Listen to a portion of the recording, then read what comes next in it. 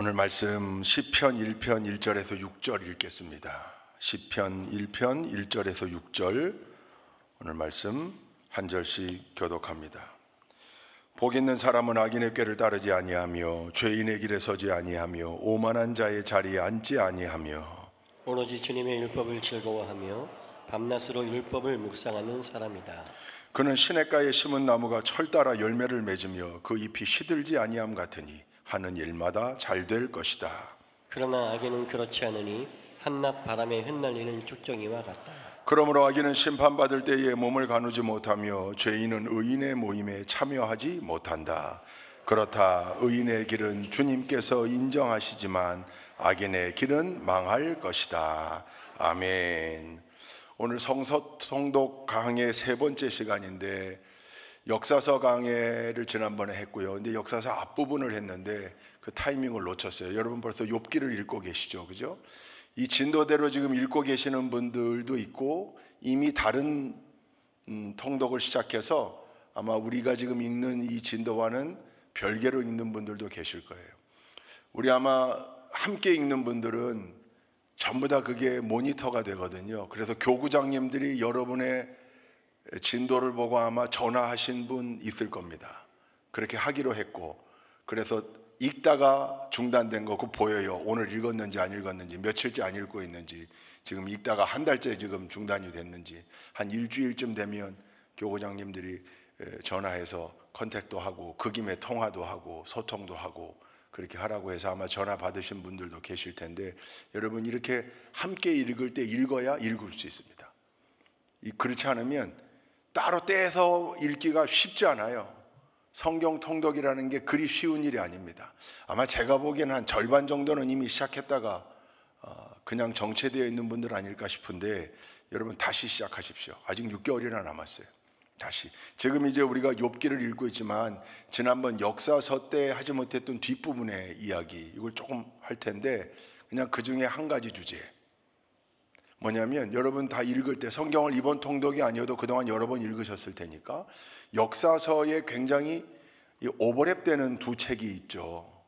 오버랩되는 책이 있어요. 똑같은 얘기가 이 책에도 나오고 이 책에도 나와요. 그게 뭐죠? 열왕기서와 역대기서예요. 그죠? 읽어보면, 그래서 읽다 보면 이거 언제 읽었는데 데자뷰처럼, 그게 열왕기서에도 역대기서에도. 근데 그러면 열왕기서와 역대기서가 데칼코마니처럼 똑같은 책인가? 그렇지 않습니다. 여러분 우리 신약 성경에도 이런 게 있죠. 뭐죠? 사복음서. 동일한 사건, 서로 다른 관점, 또 같은 관점. 사복음서가 마태, 마가, 누가, 요한인데 3+1로 나누어져요. 그죠? 3대1로. 세 개는 거의 비슷한 관점으로 기록해서 거의 나와요. 공유해요, 사건을. 뭐죠 그게?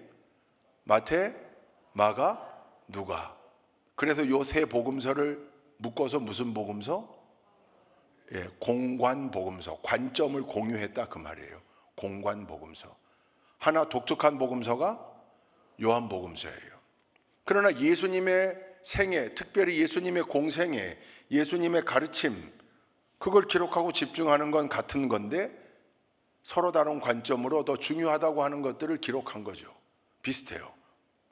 여러분 역사를 기록할 때에도 언젠가 한번 얘기한 것 같은데, 저 수양대군이 조카 단종을 죽이고 왕권을 잡아서 세조에 등극했던 그 사건을 놓고 어떤 사람은 대수양이라는 책을 썼는가 하면, 수양대군의 어쩔 수 없었던 조선 왕국의 왕권을 위하여 어쩔 수 없었던 구국의 결단으로서의 책을 썼는가 하면, 어떤 사람은 단종의 한이라는 책을 써서 그 단종의 입장, 어린 조카의 입장에서 그 냉혹하게 조카까지도 죽여버리는 그 세조 수양대군의 냉혹함을 글을 쓴 거죠. 동일한 사건인데 어느 관점에서 보느냐에 따라 다른 책에 나올 수 있듯이, 다른 기록에 나올 수 있듯이, 뭐 이 예를 여기다가 그대로 적목할 수는 없지만 열왕기서와 역대기서는 달라요.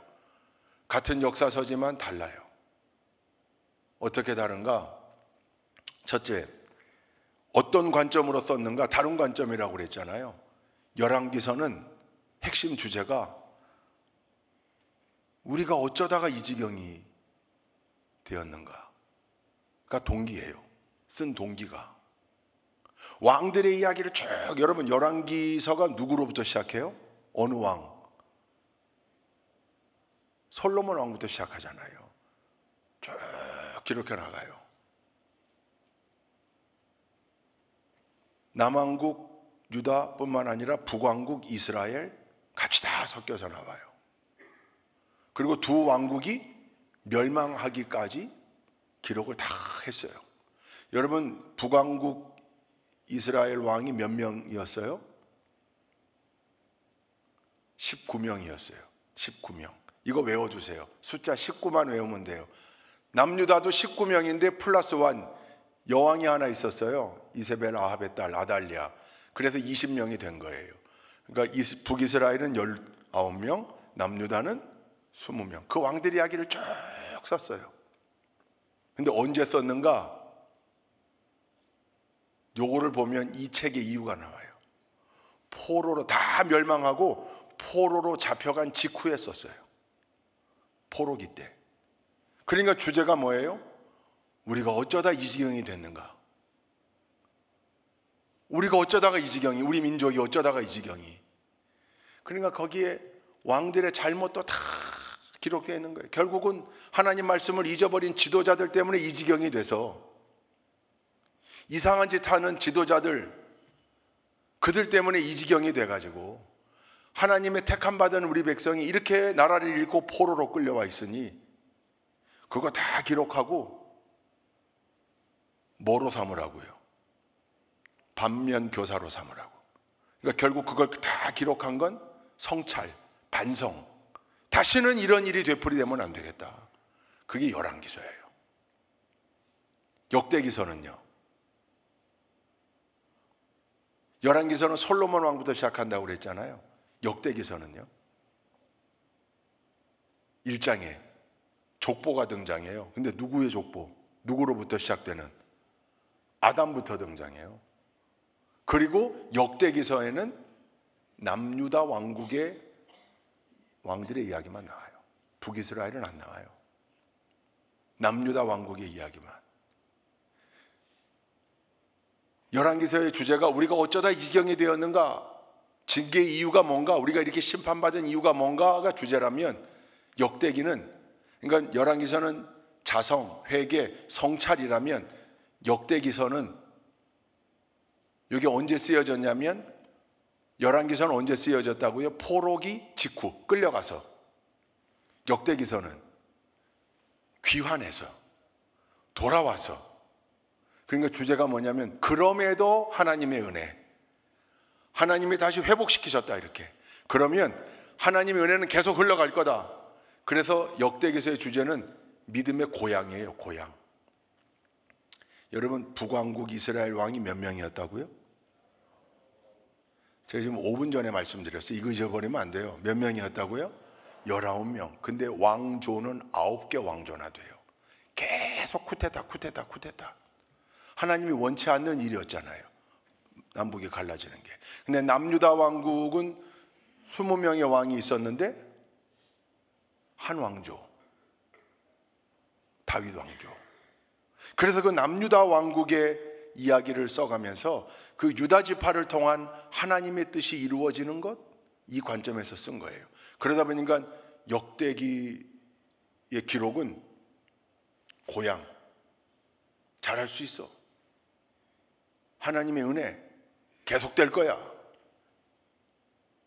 포로기를 겪었지만 돌아왔잖아. 겁내지 마. 낭망하지 마. 잘 될 거야. 이런 관점에서 쓴 거예요. 그러다 보니까 확연하게 드러나는 일. 열왕기서에는 있는데 역대기서에는 없는 거. 뭐가 있을까요? 대표적으로. 열왕기서는 자성과 회개를 위하여 쓴 책이고 반성과 다시는 되풀이하지 말자니까 왕들의 나쁜 점, 실수 뭐 이런 거 다 썼어요. 근데 역대기서는 아픔의 역사가 있었지만 그럼에도 불구하고 하나님의 은혜는 우리를 포기하지 않는다, 이런 관점에서 쓰다 보니까요, 다윗 왕의 나쁜 점, 유명한 사건 뭡니까? 밧세바. 역대기서에 있을까요, 없을까요? 안 나와요. 안 썼어요 거기에. 솔로몬 왕이 마지막 때에 우상을 얼마나 섬기고 후궁이 몇 명이었다는 거예요. 그거 역대기서에 있을까요, 없을까요? 안 나와요. 아, 이런 차이가 있구나. 그래서 역대기서는 하나님께서 이 유다 왕국을 통하여 비록 아픔이 있었지만, 하나님을 떠난 일이 있었지만, 그러나 하나님은 우리를 버리지 않으신다. 다시금 우리를 일으켜 세우실 거다. 급기야 여러분, 심지어 이것도 알아두면 좋아요.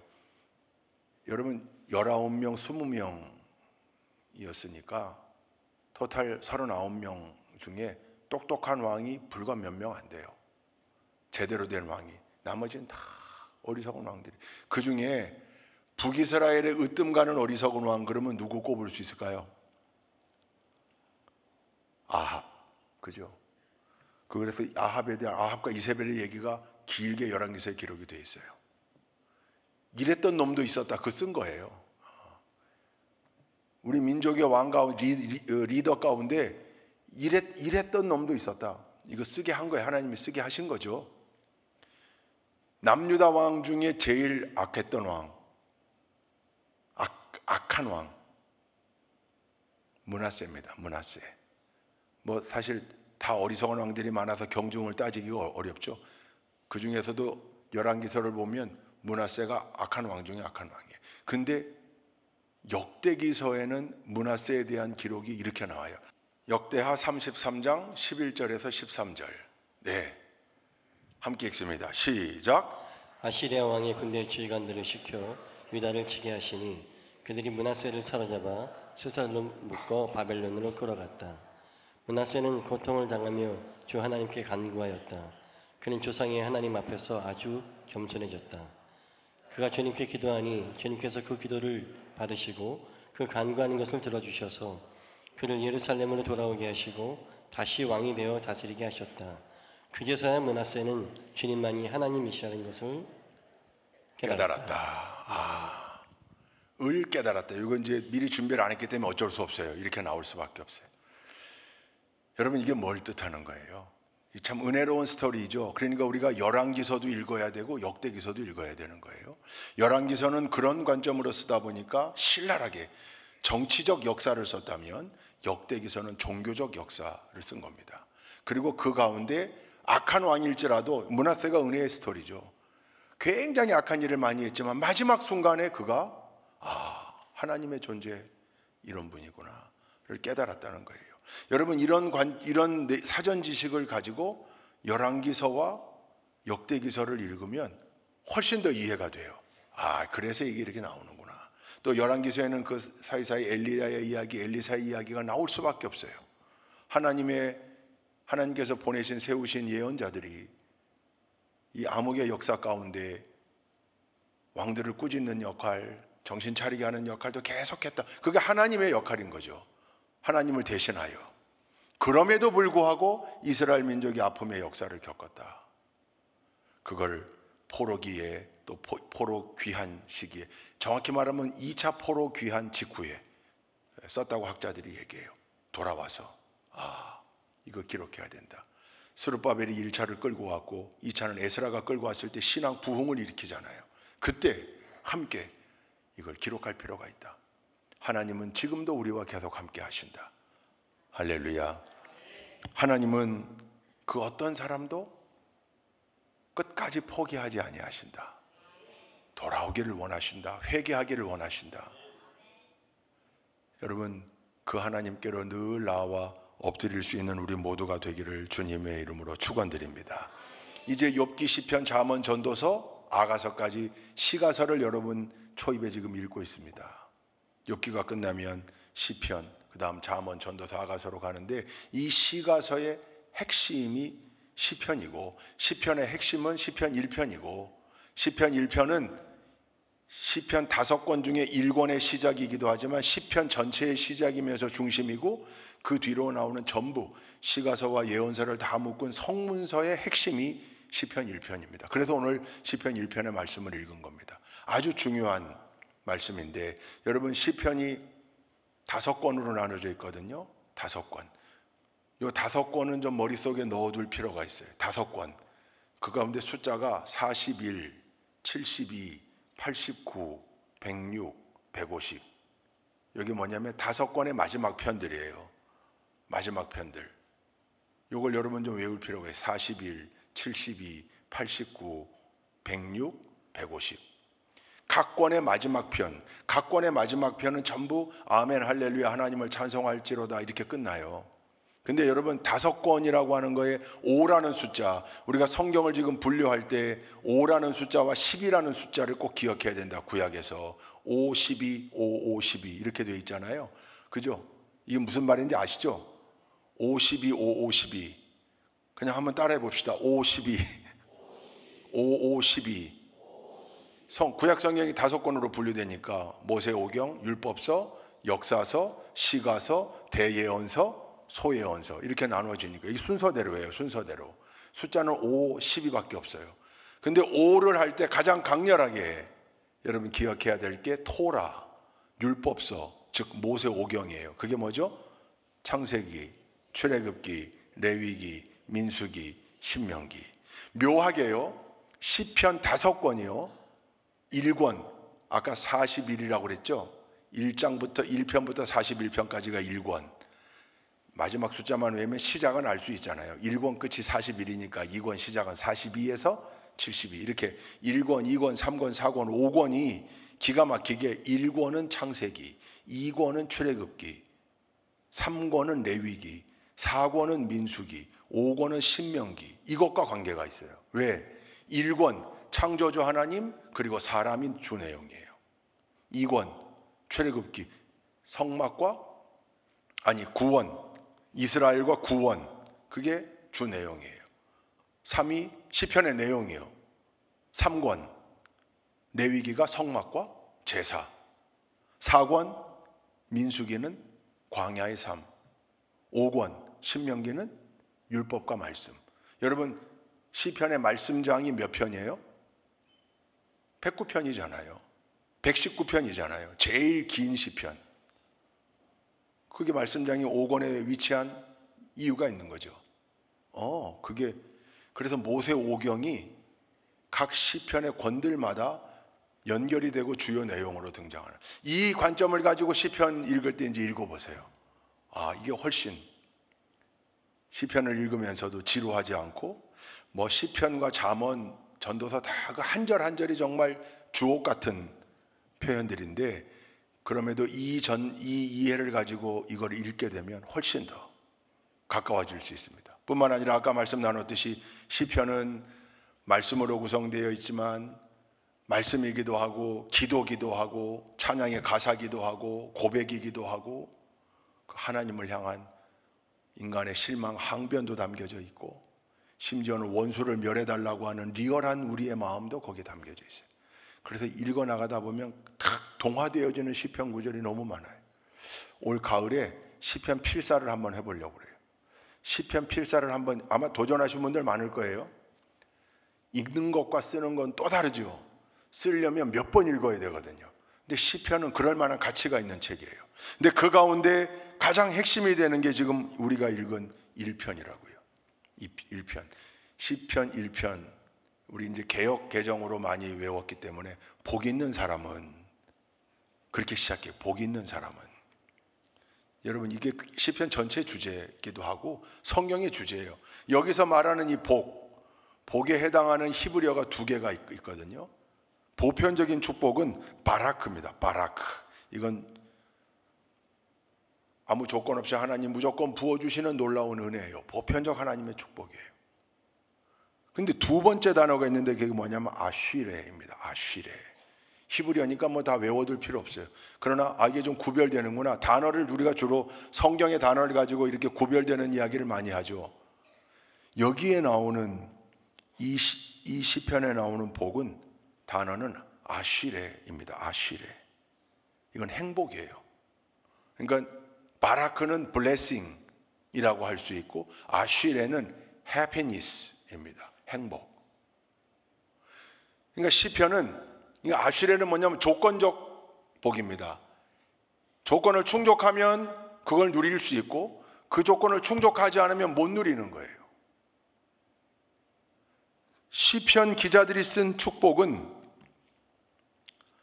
하나님이 당신의 백성들이 아쉬레를 받기 원하는데, 즉 행복한 존재가 되기를 원하는데, 그러기 위해선 뭐라고 하는 거예요? 복 있는 사람은 악인의 꾀를 쫓지 말며, 결국 그걸 한마디로 하면 어디 위에 서 있어야 한다? 말씀 위에 서 있어야 한다. 그래서 그 조건을 충족시킬 때 비로소 행복할 수 있다. 행복하기를 원치 않는 분들만 손 들어보세요. 세상이 어디 있겠어요? 다 행복한 가정이 되기를 원하고 행복한 부부 생활이 되기를 원하고 자녀들 또한 행복하기를 원하고, 여러분 자녀들이 공부하면서 막 찌들어 있고 그런 모습 볼 때에도 꼭 늘 지금 이 힘든 시기를 잘 넘겨야 보람도 있고 성취의 복도 누리고, 그래 네가 진정으로 행복할 거다, 그렇게 이야기하잖아요. 근데 결국 우리 믿음의 관점으로 보면 공부하는 그 순간에도 믿음의 비전을 놓고 행복하게 공부할 수 있는 자녀들이 되게 해달라고 기도해야 되는 거예요. 하나님의 은혜가 인생의 어느 시기에는 그냥 이 행복을 잃고 살아라 그런 거 없잖아요. 깊은 고통의 터널을 지날 때에도 이 아쉬레의 복의 비결, 즉 하나님의 말씀 위에 서 있으면 때때로 힘들고 어렵고 숨이 막히는 고통을 느낄지라도 그게 영원하지 않고 좌절하지 않고 그 안에서 하나님이 주시는 행복을 맛볼 수 있다고요. 그게 시편 1편의 노래의 주제고 시편 전체의 주제고 성문서 전체의 주제예요. 말씀을 떠나면 행복할 수 없고 말씀으로 돌아오면 네가 복되게 살 수 있다, 행복을 누릴 수 있다. 그걸 이미지화 시킨 게 시냇가에 심은 나무입니다. 여러분, 시냇가에 심은 나무가 주는 이미지가 뭘까요? 첫째, 풍성함. 둘째, 생명력. 셋째요, 지속적인 축복. 시냇가에 심겨져서 물이 마르질 않아요. 물이 그 덕분에 계속 그 물을 공급받을 수 있고, 그래서 이파리를 다 우거지게 낼 수 있고 거기에 열매를 풍성하게 거둘 수 있는 거죠. 그거 행복 아니에요? 그게 행복이잖아요. 그 행복을 누리기를 원하시는 분이 누구시라는 거예요? 하나님이시라는 거예요. 왜요? 하나님이 우리의 아버지가 되시니까 우리가 그분의 자녀들이 되니, 아버지로서 자녀들이 늘 그 행복 속에 살기를 원하는 거죠. 블레싱 플러스 해피니스, 그러니까 바락 플러스 아쉬레, 아쉬레의 축복. 죄인들은, 악인들은 그걸 누리지 못한다. 말씀 위에 서 있는 의인들만 이 축복을 누릴 수 있다. 여러분, 그래서 잠언도 그렇고 전도서도 그렇고요, 계속 의인과 악인을, 지혜 있는 자와 어리석은 자를 계속 대조시켜요. 계속. 근데 그 모든 대조의 근본이 간단해요. 시편 1편이에요. 말씀 위에 서서 죄를 멀리하는 사람들, 말씀대로 그 율법, 하나님의 말씀을 주야로 묵상하며 늘 말씀대로 살려고 노력하는 사람들. 여러분, 우리 좋은 교회 성도님들이 전부 이 말씀을 읊조리는 사람들. 할렐루야. 여기 이 읊조리다의 표현에 해당하는 히브리어가 어떤 단어냐면 으르렁거리는 거, 그르렁그르 이런 거 있죠. 그 강아지도 왜 지 먹을 거 이렇게 누가 와서 먹으려고 그러거나 다른 개가 또는 뺏어가려고 그러면 이렇게 그 그릉그릉 하는 거 있잖아요. 으르렁거리는 그 단어예요. 동물의 그 단어. 말씀을 묵상하는 것과 이게 어떤 연관이 있을까? 어떤 연관이 있을까요? 으르렁 그르렁 으르렁 되는 이게 연관이 돼요. 말씀을 묵상하는 자들은 늘 악한 원수 마귀 사탄, 유혹과 시험, 나를 넘어뜨리려고 하는 괴계에 으르렁거리는 사람들이거든요. 그르렁 경계하고 뭐로? 말씀으로. 말씀을 외워가며 못 오게 하는 거죠. 나를 범접치 못하게 하는 거죠. 율법을 주야로 묵상하는 이유가 있는 겁니다. 하나님의 말씀을 기억하고 말씀대로 살려고 하는 것뿐만 아니라 그 말씀이 우리에게 검이 돼요. 악한 원수 마귀 사탄들이 범접하지 못하는 맹수의 으르렁거리는 것 같은 소리를 내며 사는 삶이, 이게 의인의 삶, 복을 누리는 자의 삶이라는 겁니다. 여러분, 이 관점에서 이제 욥기가 끝나고 나면 시편, 잠언, 전도서 읽어보십시오. 한 절 한 절 속에 정말 위대한 하나님의 뜻들이, 그리고 성경이 참 신비한 책인 건요, 몇십 번을 읽었는데도 어느 날 그 말씀이 너무 새롭게 와닿을 때가 있습니다. 할렐루야. 그때 말씀을 읽는 기쁨이 있거든요. 그때 무릎을 치는 기쁨이 있는데, 이 통독 기간 중에 여러분 무릎이 멍들게 되기를, 자꾸 무릎을 쳐서 이 하나님의 은혜를 체험하는 여러분 모두가 되실 수 있기를 주님의 이름으로 축원드립니다. 우리 아까 악보를 요청했던 건데요, 제가 오늘 함께 부르자고 했던 찬양이 있습니다.